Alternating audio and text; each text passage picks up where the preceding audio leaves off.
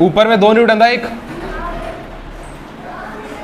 और एक F0 था 30 डिग्री पर, और नीचे 4 न्यूटन का था एक फोर्स लग रहा था, और इधर 2√3 न्यूटन लग रहा था।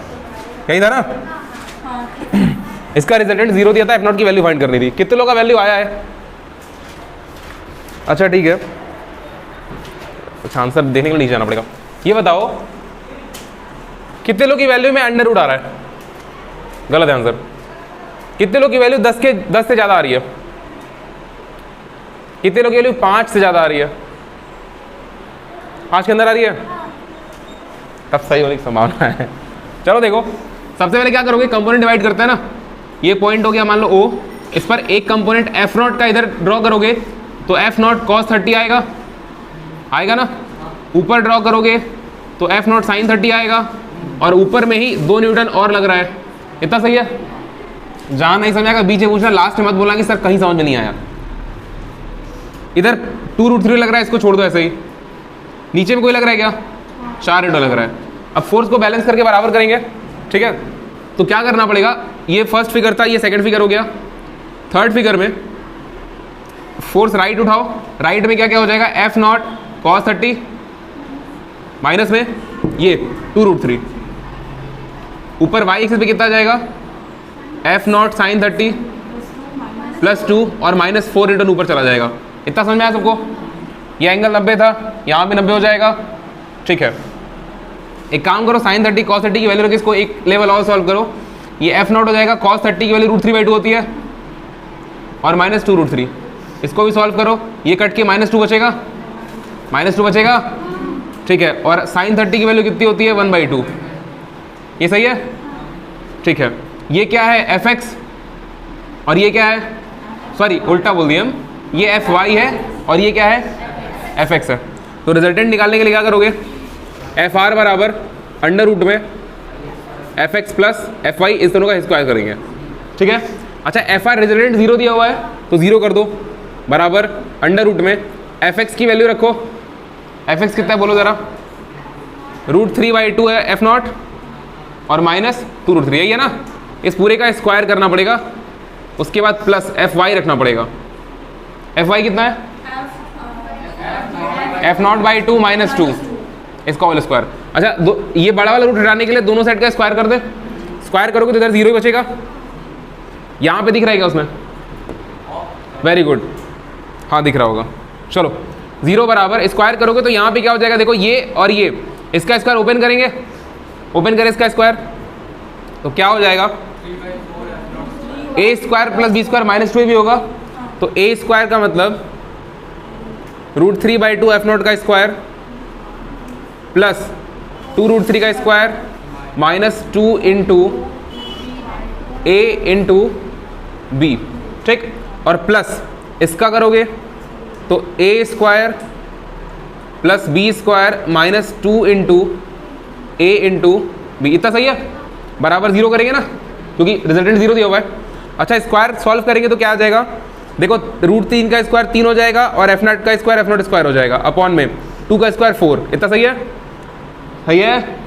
2 का स्क्वायर करोगे 4 हो जाएगा, √3 का स्क्वायर करोगे 3 हो जाएगा, 4 3 12 हो जाएगा। कोई दिक्कत, क्या हुआ,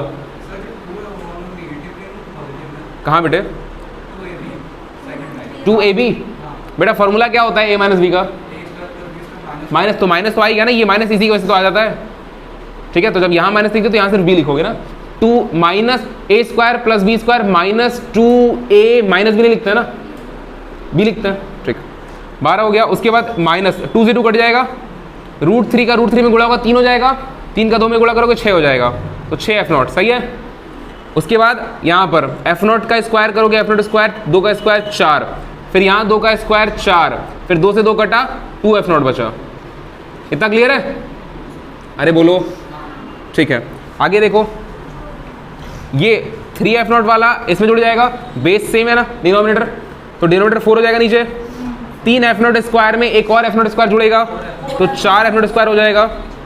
आगे देखो 12 4 16, तो इसको लिख देंगे 16, माइनस 6 F0 और माइनस 2 F0, माइनस 8 F0 हो जाएगा, बोलो ठीक हो जाएगा ना, ठीक है। आगे देखो 4 से 4 कटेगा, क्या बचा, F naught square minus 8 F not और प्लस 16 बराबर 0। बात समझ में आ रही है? फैक्टर हो जाएगा आराम से। ये क्या है पता है, ये एक होल स्क्वायर है, एफ नॉट माइनस 4 का होल स्क्वायर है ये, है ना। ये क्या है, एफ नॉट माइनस 4 का होल स्क्वायर। फॉर्मूला तुमको दिखना चाहिए, A square plus B square minus 2 into 4 into F naught square plus 4 square minus 2 into 4 into F naught. बात समझ में आ रही है यहाँ तक? दोनों सेट का स्क्वायर रूट निकाल दो तो एफ नॉट बराबर कितना आ गया, आंसर ये तो है। कितने लोग का 4 न्यूटन आ गया था? वेरी गुड यार, समझ आया? जो लोग नहीं किए बहुत तेजी से नोट करो ना, बहुत तेजी से नोट करो। हाँ तो भी बराबर, कोई दिक्कत नहीं है। एफ नॉट काटी हो, नहीं काटी हो ना, हाँ तो फिर ठीक, कोई दिक्कत नहीं। ध्यान रखना क्लास 10 वाला एक नियम, वेरिएबल काटना मत। वेरिएबल काटोगे इक्वेशन रिड्यूस हो जाएगा। जैसे कि क्यूबिक में एक वेरिएबल काटोगे तो क्वाड्रेटिक बन जाएगा, तो एक वैल्यू कम आएगी तुम्हारी। बस समझ में आ रही? इक्वेशन रिड्यूस नहीं करना है। जो वेरिएबल कट रहा है उसका मतलब कि एक फैक्टर हो गया, उसका आंसर 0 आएगा वहां से। चलो हम क्वेश्चन यहाँ नोट कर दे रहे हैं, ठीक है? बाकी लोग लगाओ। देखो यहाँ पर सवाल है, ये एक्स एक्सिस है, ये वाई एक्सिस है, ठीक है? यहाँ से 45 डिग्री पर एक फोर्स लग रहा है, मतलब 45 डिग्री पे एक वेक्टर है 5√2 न्यूटन, ठीक? उसके बाद यहाँ से ऐसे एक्स एक्सिस के पैरेलल एक वेक्टर है 1 न्यूटन का, और उसके बाद यहाँ से एकदम ऊपर सीधे है एक वेक्टर 3 न्यूटन का। तुमको रिजल्टेंट निकालना है, टोटल रिजल्टेंट 5√2 3 और 1। असल में न्यूटन नहीं है, मीटर दिया हुआ है, खैर कोई बात नहीं, कोई भी वेक्टर मान लो। सॉल्व करिए, बताओ क्या करना है। सारे वेक्टर को अलोंग द एक्स और वाई कंपोनेंट में बांट दोगे, उसके बाद एक्स और वाई वाला जोड़ लो पहले सेकंड स्टेप में, फिर थर्ड स्टेप में क्या करोगे, उनका रिजल्टेंट निकाल लो।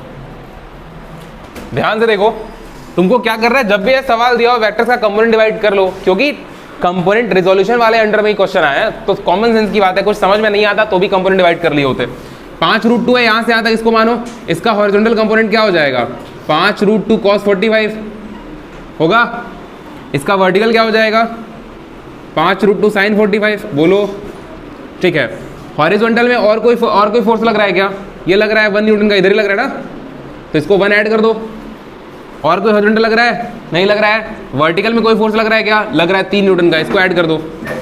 इसको सॉल्व करो, 3 प्लस 5√2 इंटू साइन 45 की वैल्यू 1/√2 कट जाएगा, √2 से √2, 5 प्लस 3 8 आ गया।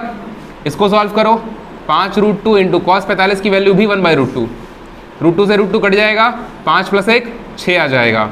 तो अलॉन्ग द एक्स एक्सिस कितना आया 6, वाई कितना आया 8, रिजल्टेंट कितना आएगा 10, √6 स्क्वायर प्लस 8 स्क्वायर 10 आएगा। बात समझ में आ रही है? That's it. जितने भी वेक्टर्स हैं उन सारे वेक्टर कंपोनेंट डिवाइड करने होते हैं। एक वेक्टर यहाँ दिख रहा है 5√2 न्यूटन का, उसके बाद एक यहाँ दिख रहा है 1 न्यूटन का, एक यहाँ दिख रहा है 3 न्यूटन का। तुम इसको शिफ्ट भी कर सकते हो ना, इन सबको एक पॉइंट पे लिखो। एक पॉइंट पे कैसे लिखो, देखो एक पॉइंट मान लो कॉमन, ये तीनों वेक्टर जो है वो अलॉन्ग द लाइन, ये तीनों के तीनों जो वेक्टर है उनको तुम एक पॉइंट पे लिखो।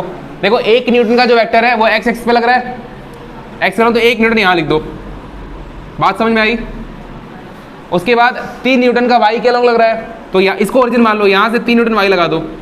वेक्टर को आगे पीछे शिफ्ट कर सकते हैं ना, ये वेक्टर यहाँ लिखो, यहाँ लिखो, यहाँ लिखो, बात एक ही है। कोई वेक्टर 45 डिग्री पे 45 डिग्री पे यहाँ लिखो, वहाँ लिखो, वहाँ लिखो, कहीं भी लिखो, बात तो एक ही है। उसके बाद एक और वेक्टर जो 45 डिग्री पे लग रहा है एक्स एक्सिस से, तो एक्स ये है ना, यहाँ से 45 पे लग रहा है, कौन सा वेक्टर है 5√2 45 डिग्री पे। बात समझ में आई? तब कंपोनेंट नहीं बढ़ जाएगा।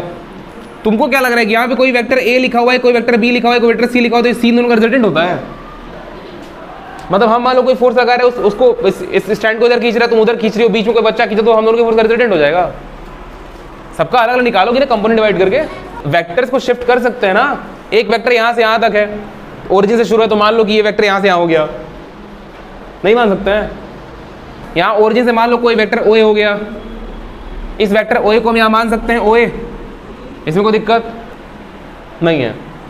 अब यहाँ पे कोई वेक्टर ए भी है, ठीक, ये वेक्टर ए बी को हम कहीं किसी और पॉइंट पे, अगर मान लो इस वेक्टर ए बी को यहां से लेके यहां लिख दो तो वेक्टर बदल जाएगा? नहीं बदलेगा। वैसे यहां पर एक कोई वेक्टर है, इस वेक्टर को मैं यहां से बस यहां शिफ्ट कर दे। पैरेललोग्राम लॉ में क्या सीखी थी? यही तो सीखी थी कि वेक्टर को शिफ्ट किया जा सकता है। अब ये 3 वेक्टर आ गए, अब तीनों वेक्टर का अलोंग द एक्स और वाई कंपोनेंट बांट दो। ये 1 है एक्स के अलोंग, ये 3 है वाई के अलोंग, इसको भी एक्स वाई में बांट दो। एक्स में बटेगा तो ये हो जाएगा, वाई में बटेगा ये हो जाएगा, एक्स और वाई वाला जोड़ दो आपस में तो इतना इतना आएगा आंसर। और फिर एक्स और वाई वाला आ गया तो रिजल्टेंट निकाल लो, है ना।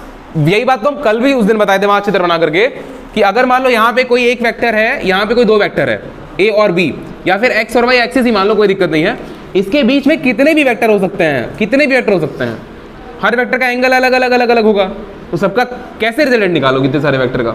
सबका कंपोनेंट बांट दो, फिर इन दोनों को जोड़ने का तरीका पता ही है। बात समझ आ रही है? यही था ना। कंपोनेंट डिवीजन जो होता है, रिजोल्यूशन, उसको इसीलिए सीखा जाता है कि अगर बहुत सारे वेक्टर है डायरेक्शन में, बहुत सारे डायरेक्शन, समझ नहीं आ रहा कि सर ट्रायंगल कहां बनाए। सवाल लिखो। A particle moves 30 metre north, 30, a particle moves 30 metre, 30 metre north. सवाल जितने लिखवा रहे हैं, सवाल सारे लोग तमीज से लिखेंगे, उसके बाद सॉल्यूशन करना कैसे करना है तुम्हारी मर्जी है, कोई शॉर्ट में नहीं बताएगा, क्योंकि जब तुम रिवाइज करोगे तो ये सवाल काम आएंगे। सवाल ये है जो तुम्हारी थ्योरी क्लियर करते हैं, ठीक है। A particle moves 30 metre, 30 metre north, comma लगाओ, then 20 metre east. A particle moves 30 meter north, then 20 meter east, and finally 30√2 metre south west. South west का मतलब है साउथ और वेस्ट के एकदम बीच में 45 डिग्री बनाते हुए जाएगा, ठीक है। अगर कोई और एंगल बन रहा होता तो बोला होता कि from 30 degree from south to north और वेस्ट, ऐसे कुछ दिया होता। अगर सिर्फ साउथ वेस्ट लिख दे तो इसका मतलब एकदम बीच में 45 डिग्री बनाते हुए जा रहा है, ठीक है। साउथ ईस्ट लिखा हुआ है, क्या कभी साउथ ईस्ट पॉसिबल है ना, है कि नहीं है? साउथ नॉर्थ पॉसिबल है? नहीं है। साउथ नॉर्थ में कहाँ जा रहे हैं आप?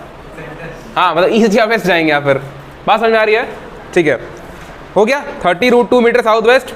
Find the displacement of the particle, find the displacement of the particle. अच्छा एक बात बताओ, अगर वो 30 मीटर नॉर्थ गया तो 30 मीटर वो डिस्प्लेसमेंट होगा, डिस्टेंस होगा? दोनों होगा, है ना, दोनों होगा। डिस्प्लेसमेंट कह सकते हैं ना उसको, स्ट्रेट लाइन में जा रहा है। जब वो 20 मीटर ईस्ट जा रहा होगा तो वो भी डिस्प्लेसमेंट कवर कर रहा होगा, ईस्ट जब जा रहा होगा तब। जब वो साउथ वेस्ट में जा रहा होगा तो भी डिस्प्लेसमेंट कवर कर रहा होगा, क्योंकि तीनों डायरेक्शन में स्ट्रेट लाइन में ट्रेवल किया है वो, ठीक है। लेकिन पूरा डिस्टेंस ऐड करके डिस्प्लेसमेंट नहीं बोल सकते तुम, क्योंकि पहले वो कहीं और से शुरू किया था, अभी वो कहीं और पे होगा, तो उसके बीच का शॉर्टेस्ट डिस्टेंस कैलकुलेट करोगे तो असल में तुमको तीनों अलग अलग डिस्प्लेसमेंट्स का रिजल्टेंट डिस्प्लेसमेंट निकालना है। बात समझ आ रही है? लगाओ सवाल, फिगर बनाओ अपने से।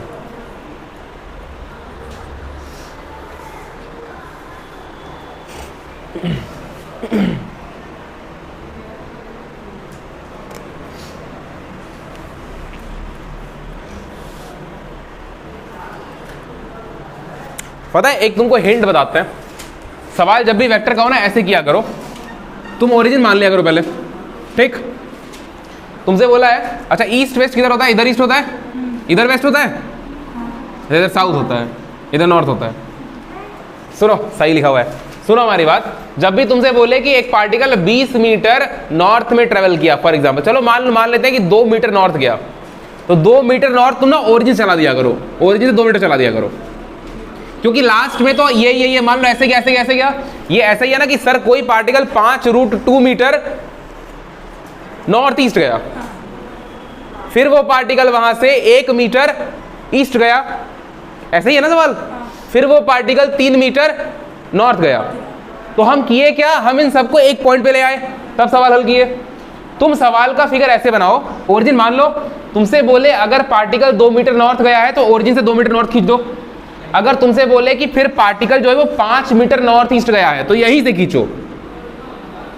फिर अगर तुमसे बोल रहा है कि उसके बाद पार्टिकल 6 मीटर नॉर्थ वेस्ट मान लो, 6 मीटर। बात समझ आ रही है? ठीक है, कंपोनेंट डिवाइड कर दो, आंसर निकाल लो, खत्म मत। क्योंकि इस फिगर को ऐसे रिड्यूस करोगे ही ना, तो फिगर सीधे ही बना लो। तो वो तुम जानो फिगर का होना, हम सवालिया थोड़ी लगवा देंगे, तुम क्या करो बैठ कर गधा। ट्राई करो फिर हम बताते हैं।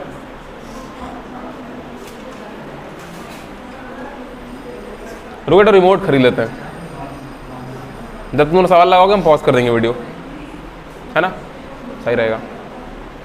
ये तो ऑनलाइन में भी एकदम तुम लोग का माथा तो दुखने लगेगा कभी देखोगे। अरे वो जो उस दिन 1D मोशन वाली वीडियो डाले थे ना यूट्यूब पे, हैं? हाँ तो रॉय डालेंगे, काटेंगे, थोड़े पागल हो गया। तुमको पता है 1 घंटे का वीडियो फोन से लैपटॉप से रेंडर करने में कितना समय लगता है? गधे, इतना समय हमारे पास? लैपटॉप से बैठ के अपना असाइनमेंट कंप्लीट करें कि वीडियो रेंडर करें? लेकिन उस पर व्यूज बहुत अच्छे जा रहे हैं, पता है, ऑफलाइन वाला। हाँ मतलब सही है, बच्चे देख रहे हैं उसको। कितने लोग रिवाइज किए उस वीडियो से? ऑनेस्टली बताना, ये नहीं हीरो ने हाथ मोशन वाला, बस एक बच्चा ना, मतलब कोई रिवाइज नहीं किया एक तरीके से कह लो, मतलब वो सारे के सारे व्यूज जो है बाहर के हैं। क्या आयुष? बाबू मेरा नाम विशाल विजय रविंद्र श्रीवास्तव है।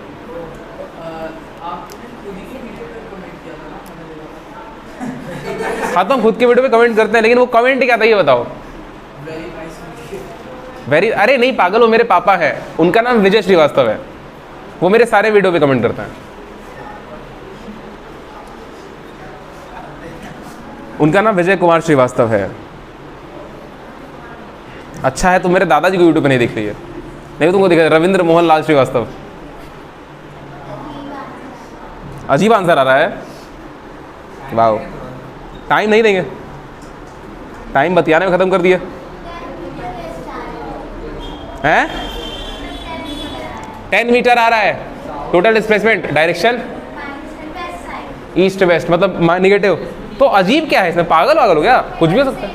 सेम 10 मीटर वेस्ट आ रहा है। अच्छा ठीक, देखते हैं। डायरेक्शन पूछेगा, तुमसे बता दे रहे हैं डायरेक्शन कैसे निकालना है, तुम जानो। मतलब डायरेक्शन का मतलब यही जो वेस्ट बोले ना अभी तुम लोग, 10 मीटर वेस्ट।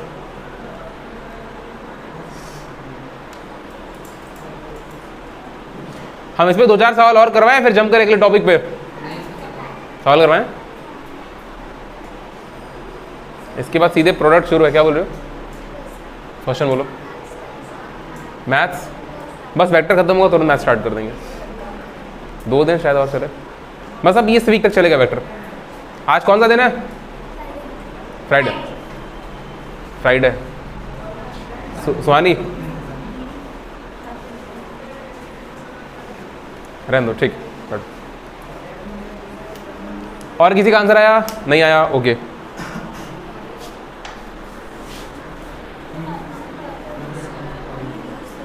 खोज जाते बाबू आंसर रूट में, आंसर आ तो कुछ भी सकता है, सही आंसर रूट में नहीं आया है।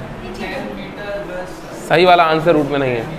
ये तुम लोग का वेस्ट कैसे आ जा रहा है, हम ये नहीं समझ पा रहे हैं।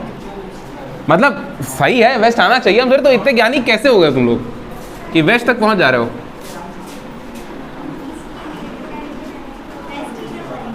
अच्छा ठीक है, नहीं फिर तुम लोगों में है।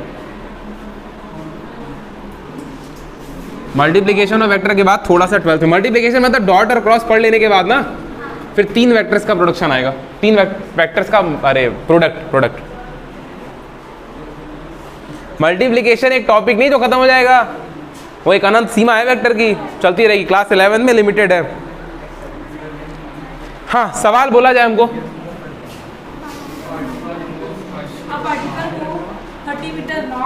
30 मीटर नॉर्थ, चलो 30 मीटर गया।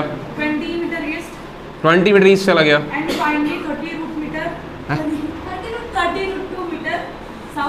साउथ वेस्ट, ठीक है। कंपोनेंट डिवीजन किए हो ना तुम लोग?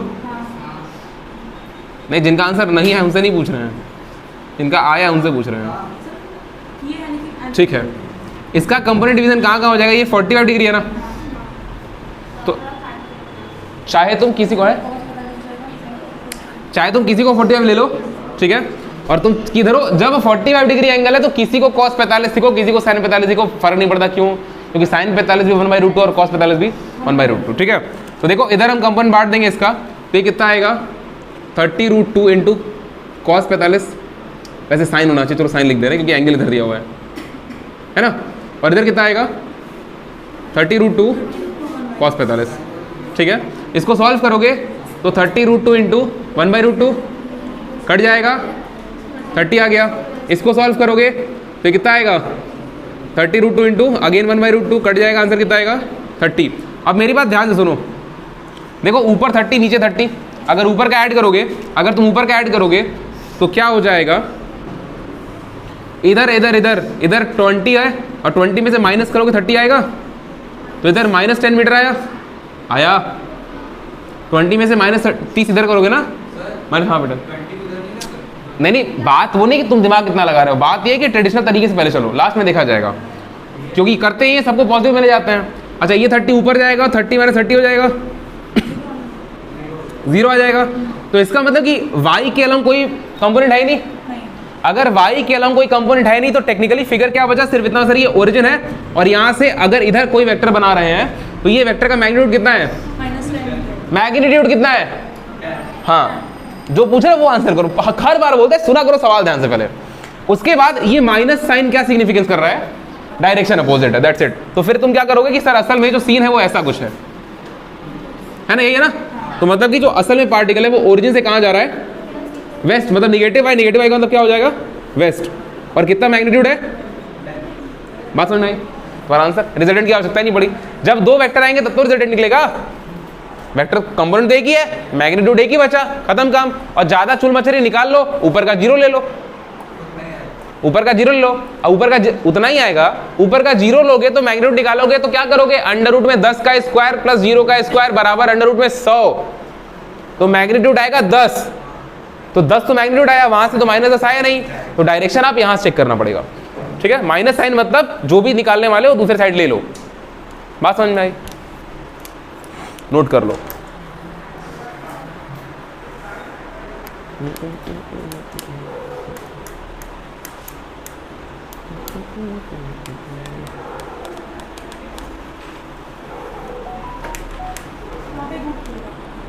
कहाँ पे, हाँ ये √2 हो जाएगा यहाँ पे,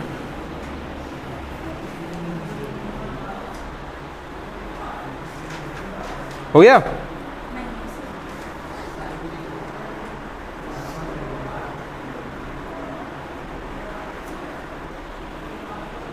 रिजल्टेंट निकालने से जस्ट पहले वाले स्टेप में जब तुम कंपोनेंट डिवाइड करके कंपोनेंट्स को जोड़ लोगे, एक्स वाले को आपस में जोड़ लोगे, वाई को आपस में जोड़ लोगे, तो उसके जस्ट बात क्या कर रहा कि अगर कंपोनेंट नेगेटिव आए तो उसको उसके डायरेक्शन शिफ्ट कर देना ताकि पॉजिटिव हो जाए।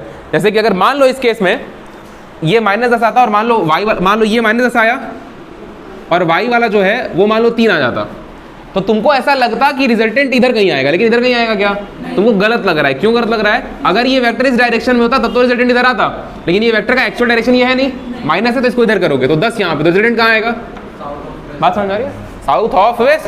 भाई साहब हम बहुत दिन से तैयारी कर रहे हैं एक तो परीक्षा का अंग्रेजी पास करना, उसमें सारा हम पास नहीं कर पा रहे हैं। South of west, oh my God, पश्चिम का दक्षिण, -y है ब्रैकेट में, ओ अच्छा, अगर x तो समझ में आ गया होता, जब गॉट अ पॉइंट। हम फिर से ये बात कहना पड़ेगा हमको आज, जब तुम मेरी कोई गलती पकड़ लेते तो हमको लगता है हाँ आ रहा है, समझ में आ रहा है, आ रही है गाड़ी, आ रही है, हो गया, ठीक है।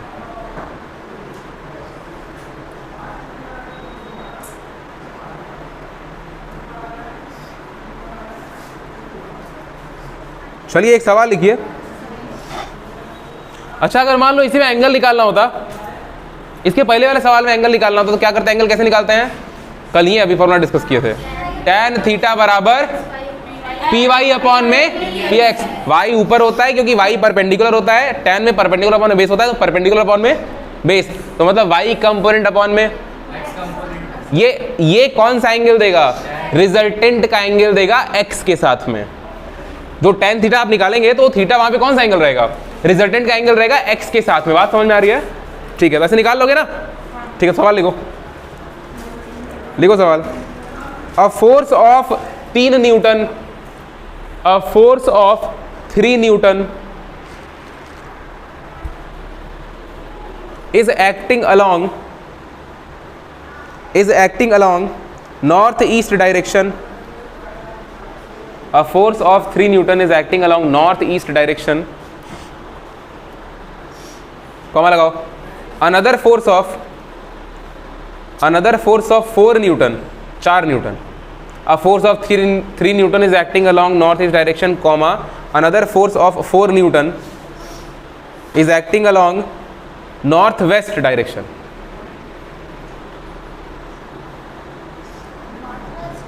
नॉर्थ-वेस्ट. पहला 3 वाला नॉर्थ ईस्ट में है और 4 वाला नॉर्थ वेस्ट में. ठीक है, फुल स्टॉप लगाओ. Find the angle made by the resultant force. Find the angle made by the resultant force with north. जो एंगल निकालना है नॉर्थ से निकालना है. विथ नॉर्थ, वही तो बोल रहे उसके बाद ही.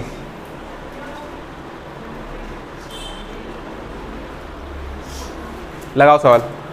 ध्यान रखना एंगल एक्स एक्सिस के साथ नहीं लिखा है, नॉर्थ के साथ लिखा है. नॉर्थ असल में वाई एक्सिस होता है. लगाओ सवाल. देखते हैं सवाल का सही उत्तर कौन देता है. तुम एंगल बाद में निकालना, क्योंकि अभी तुम इनवर्स फंक्शन पढ़े नहीं हो. थोड़ा सा बता देंगे. tan थीटा की वैल्यू निकालना है बेसिकली तुमको. पहले tan थीटा निकाल के देखो.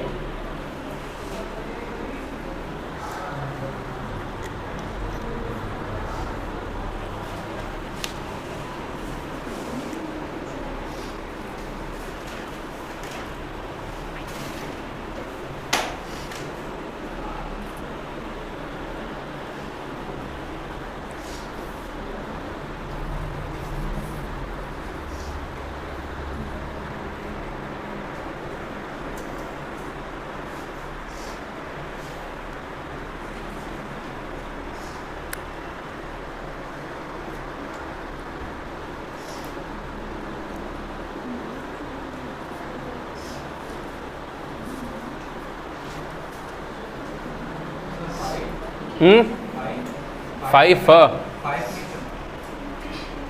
बेटा तुम क्या निकाल रहे हो? हम tan थीटा की वैल्यू बोले हैं. tan थीटा में न्यूटन कहाँ से? tan थीटा क्या tan का यूनिट न्यूटन होता है क्या?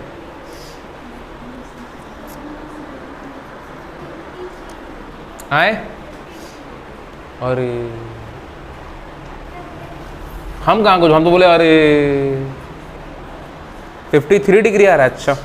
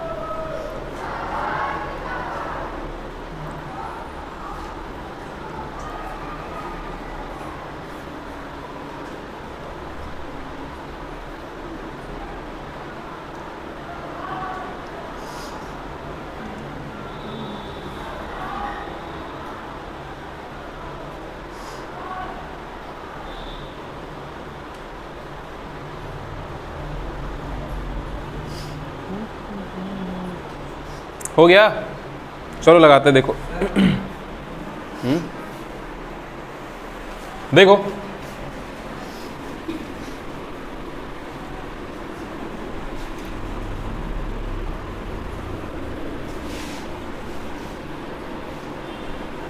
चलो सवाल बोलो. सवाल क्या था?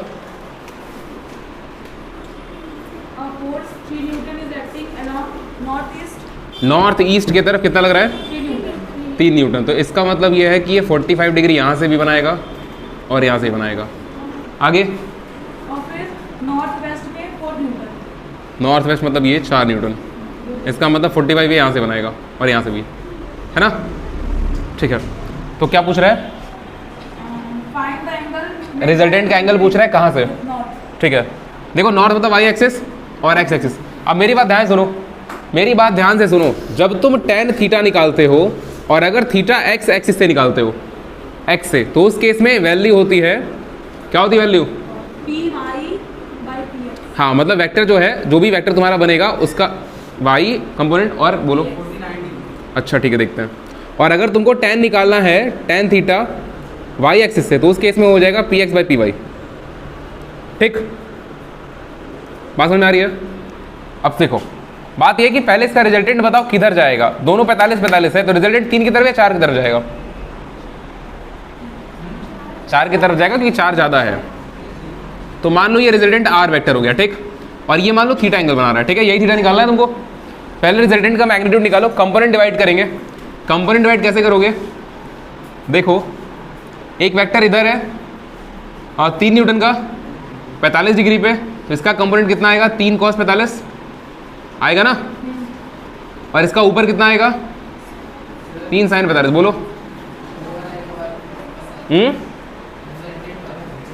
बेटा 4 न्यूटन 3 न्यूटन दोनों के दोनों 45 डिग्री पर है। 45-45। जो रिजल्टेंट है वो 4 के ज़्यादा करीब होगा या 3 के ज़्यादा करीब होगा? जो वेक्टर बड़ा होता है उसकी तरफ रिजल्टेंट झुक जाता है ना। ये बात हो चुकी थी ज़्यादा पहले क्लास में। तो ये वाला वेक्टर बड़ा है तो रिजल्टेंट इसकी तरफ आ जाएगा, झुक जाएगा। एकदम बीच में तब जाता है जब दोनों बराबर होते हैं। इधर तब जाता है जब 3 बड़ा होता, इधर तब जाता है जब 4 बड़ा है, तो 4 बड़ा इधर चला जाएगा। तुमसे क्या बोल रहा है? रिजल्टेंट वेक्टर का एंगल बताइए नॉर्थ से। तो ये रिजल्टेंट वेक्टर हो गया, इसका एंगल नॉर्थ से कितना हो गया? मान लिए थीटा, ठीक है। तो थीटा वाई के साथ निकालना है, थीटा वाई लिख दे रहे हैं, मतलब तुमको ये फॉर्मूला यूज़ करना है, ठीक। अच्छा, resultant of X, resultant of Y, R R लिख दो, आर का मतलब रिजल्टेंट। चलो, तो रिजल्टेंट निकालो। इस वेक्टर का कंपोनेंट बांट दिए, 3 cos 45 इधर और ऊपर बांटे तो कितना? 3 sin 45 हो गया। 4 न्यूटन वाले का भी कंपोनेंट जब तुम बांटोगे तो 45-45 पे है, तो इधर कितना आएगा? 4 cos 45 और इधर कितना आएगा? 4 sin 45, ठीक है। अब क्या करेंगे? वेक्टर्स को ऐड करेंगे। y की तरफ कितना है? y की तरफ 3 इंटू 1/√2 प्लस 4 इंटू 1/√2। ये बात समझ में आ रही है? 3 इंटू 1/√2 ये वाला प्लस 4 इंटू 1/2, ठीक। आगे देखो, इस इधर वाला कितना है? 3 इंटू 1/√2, ठीक है। ये ऐड होकर क्या हो जाएगा? 7/√2 और ये कितना हो जाएगा? 3/√2। अब मेरी बात ध्यान से सुनो, हमारी बात ध्यान से। अच्छा रुको बाबू, ये माइनस भी तो होगा, ये माइनस होगा, ये तरह के माइनस होगा 4 cos 45, 4 इंटू 1/√2, तो ये माइनस 1/√2 आ जाएगा, है ना। इतने में किसी को डाउट है? नहीं है? अरे बोलो, अगर इतने में किसी को क्या हो गया तो इधर एडजस्ट करो, बैठो वहाँ पिलर के पीछे बैठो, कहाँ दिखाई देगा? बैठना है वहीं पर, इधर नहीं बैठ सकती हो। चलो देखो, ये क्या हो गया? ये तुम्हारा y वाला कंपोनेंट हो गया और ये क्या हो गया? x वाला हो गया। तुमको क्या निकालना है? तुमको निकालना है tan थीटा की वैल्यू, वो वाला थीटा जो y एक्सिस के साथ में हो। तो बस tan थीटा y वाला क्या हो जाएगा? x पे कंपोनेंट कितना गया? माइनस छोड़ो, मैग्नीट्यूड की बात करेंगे। माइनस तो डायरेक्शन बता रहा ना, 1/√2 और नीचे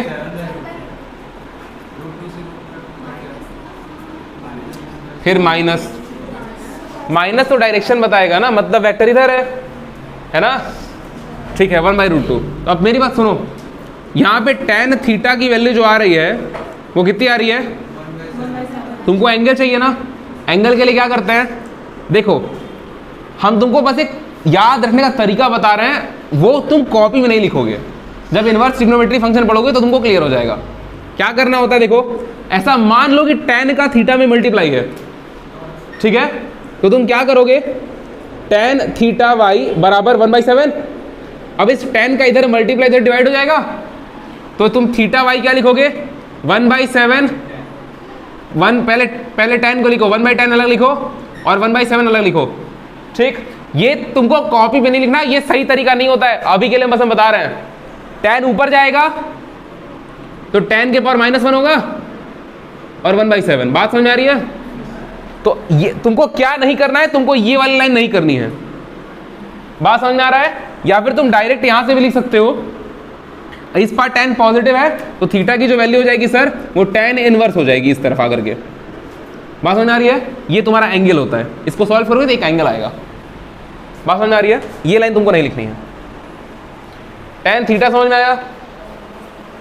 थीटा समझ में आया? क्या हुआ? किसको सॉल्व कैसे करेंगे? वैल्यू याद रहेगी तब हो पाएगा, ऐसे इसको सॉल्व नहीं करते हैं। ये 1/7 सॉल्व नहीं होगा, ये प्रैक्टिकल मेथड से इसका डेटा कैलकुलेट किया जाएगा। जैसे कि अगर मान लो कहीं ये लिखा होता tan इनवर्स √3, बात समझ आ रही है? तो 60 डिग्री हो जाता, क्योंकि tan 60 का वैल्यू कितनी है? √3। तो इसका मतलब है कि tan किसकी वैल्यू √3 है, समझ रही हो? इसका मतलब है tan किसकी वैल्यू 1/7 है, तो किसी न किसी की वैल्यू होगी। बात समझ में आ रही है? 8 डिग्री की वैल्यू होती है।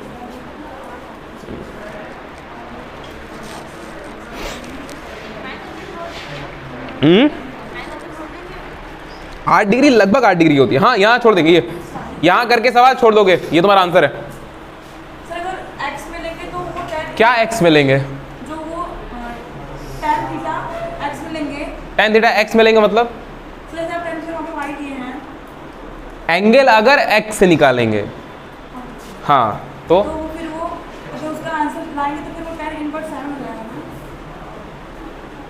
हाँ, ये उलट जाएगा ना, वो उलट जाएगा तो 7 ऊपर आ जाएगा, तो यहाँ 7 आ जाएगा। हाँ, 7 हो जाएगा। तो फिर आप इसको मतलब आप इसको माने, आप दोनों में से किसी एक को किए हैं तो उसको माने होंगे तभी ना किए होंगे। मतलब क्या क्या मान्य होंगे, किसको किए हैं? बोलो, हो गया? बात समझ में आ गया?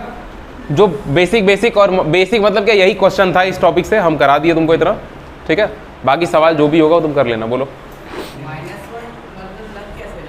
क्या? अभी तुम्हारे पहली बात हमको समझ में नहीं आया, तुम दूसरी बात बोल दिए। पहले ये क्लियर रहा करो कि तुमको पूछना क्या है, तब सामने वाला उत्तर दे पाएगा। कहाँ -1 है सर? वो बोर्ड पे उसको इन्वर्ट सिर्फ माइनस, गलत देख रहा हो, सिर्फ -1 बोल रहा है वो। -1 है कि पावर भी बोले होते हैं -1, इसको इन्वर्स पढ़ते हैं। जैसे डायमेंशन में नहीं पढ़ते हैं -1 L-1, बस एकदम वैसे ही होता है ये। क्या टी वाला? T-1, अच्छा टी ऊपर है, ठीक है, समझ में आ रही हो? इस -1 से भी परेशान मत हो, बस इतना ध्यान रखो कि थीटा अगर tan थीटा बराबर इतना लिखा हुआ है, ऐसे साइन का भी, तो साइन थीटा बराबर मान लो 3/4 आया तो थीटा बराबर साइन इनवर्स 3/4, cos थीटा बराबर x/y तो थीटा बराबर cos इनवर्स x/y। बात समझ में आ रही है? बस cos जो भी आइडेंटिटी है वो इधर जाकर के ऊपर -1 चढ़ जाएगा। हो गया? हेडिंग लगाओ, अगला हेडिंग डालो। अगला जो हेडिंग है क्या है? महाभारत का अर्जुन है, रामायण का लक्ष्मण है। लिखो product of vectors, product of vectors. इसको बाद में लिखते रहना, हेडिंग लगाओ पहले, प्रोडक्ट ऑफ वेक्टर्स।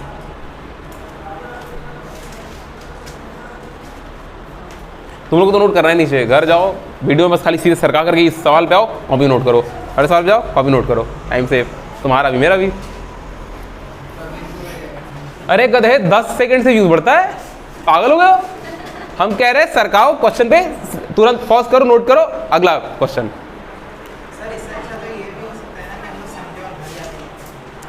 हाँ बाबू, हो बिल्कुल सकता है, बिल्कुल हो सकता है, लेकिन दिक्कत ये घर जाके लिखने के लिए आपको पूरा वीडियो चलाना पड़ेगा दोबारा से, क्योंकि वहाँ पे यहाँ डाउट होता है, पूछ लेते हो सर वो माइनस ये प्लस वो माइनस, घर जाके भूल जाओगे ना। दिक्कत ये है, जैसे कि अभी हम लिख रहे थे, प्रिया भूल गई थी कि वहाँ पे FI क्या लिखा हुआ है, ये दिक्कत होती है ना। मतलब यही बात है, हमेशा नहीं होगा, लेकिन एक दो हो जाएगा। उस एक दो चक्कर में अगर तुमको पूरा 1 घंटे फिर से बर्बाद करना पड़े तो ये टॉलरेबल नहीं है, ना ही तुम्हारे पास इतना समय है, ठीक है, और ना यूट्यूब का इतना समय कि फ्री का तुमको 1 घंटे दिखाए हो, ठीक है।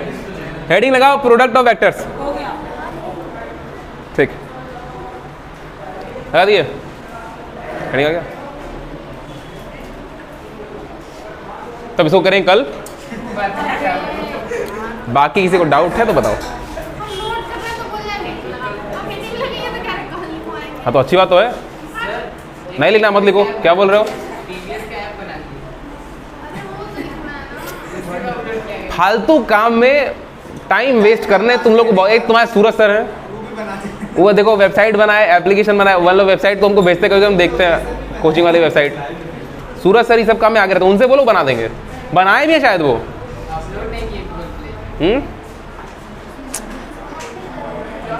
पता नहीं यार, कोचिंग आने का टाइम नहीं मिल रहा है, एप्लीकेशन भिजाएंगे ये। चलो क्लास खत्म कर रहे हैं, किसी को डाउट है तो पूछ लो।